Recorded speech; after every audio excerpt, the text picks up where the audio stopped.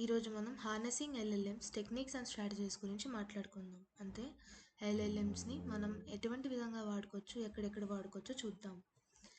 First మనం మాట్లాడుకునేవి web app integration using LLM APIs, replicating models from Hugging Face, deploying in local server, retrieval augmented generation, fine tuning LLMs, AI agents, base models. Web app integration అంటే మనం ఒక app create చేస్తున్నప్పుడు అందులో ఒక LLM వాడాలనుకుంటే ఎలా integrate చేయొచ్చు. దీనికి ఒక రియల్ లైఫ్ ఎగ్జాంపుల్ అనేది ChatGPT. Next using LLM APIs. అసలు మనం వెబ్ యాప్ ఇంటిగ్రేషన్లో ఏపీఐ వాడుతున్నాం అంటున్నాం. అసలు అవేంటి? ఎల్ఎల్ఎం ఏపీఐస్ అంటే మనం ఒక ఎల్ఎల్ఎం క్రియేట్ చేయకుండా వేరే వాళ్ళ ఎల్ఎల్ఎం ఎలా వాడుకోవచ్చు అంటే ఏపీఐ కీ ద్వారా. దానికి ఎగ్జాంపుల్ ఓపెన్ ఏఐ ప్లేగ్రౌండ్. దీంట్లో ఓపెన్ ఏఐ ప్లాట్ఫామ్లో మనం సైన్ అప్ అయ్యి ఒక ప్రాజెక్ట్ క్రియేట్ చేసుకున్నాక మనకు ఒక ఏపీఐ కీ వస్తుంది. ఆ ఏపీఐ కీ వాడుకొని మనం క్రియేట్ చేసుకోవచ్చు. Next replicating models from Hugging face. దీన్ని ఏంటంటే మనం ఎటువంటి ప్రీ ట్రైన్డ్ మోడల్ని ఎటువంటి ట్రైనింగ్ లేకుండా వాడుకోవడమే రెప్లికేటింగ్ మోడల్స్. దీన్ని మనం మోస్ట్లీ హగ్గింగ్ ఫేస్ నుంచి తీసుకుంటాం. దీనికి ఒక జనరల్ ఎగ్జాంపుల్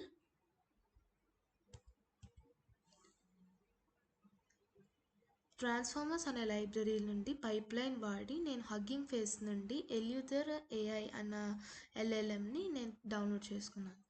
దీంట్లో నేను ప్రాంప్ట్ ఇచ్చినప్పుడు అది నాకు ఒక ఆన్సర్ ఇస్తుంది. సపోజ్ వాట్ ఈస్ ఏఐ అన్న నేను ప్రాంప్ట్ ఇచ్చాక నాకు అది ఏఐ గురించి ఒక చిన్న పారాగ్రాఫ్ ఇచ్చింది.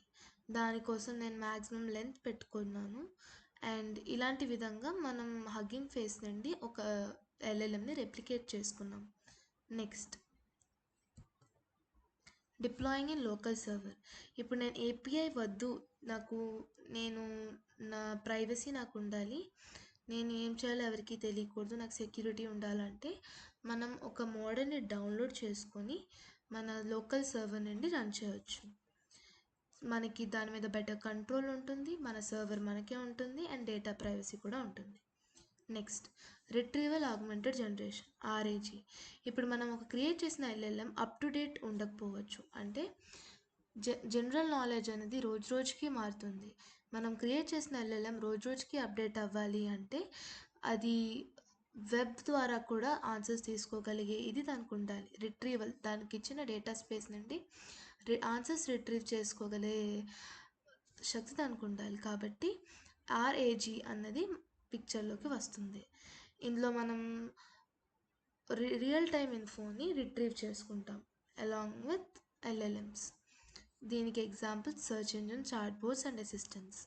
Next fine tuning LLMs.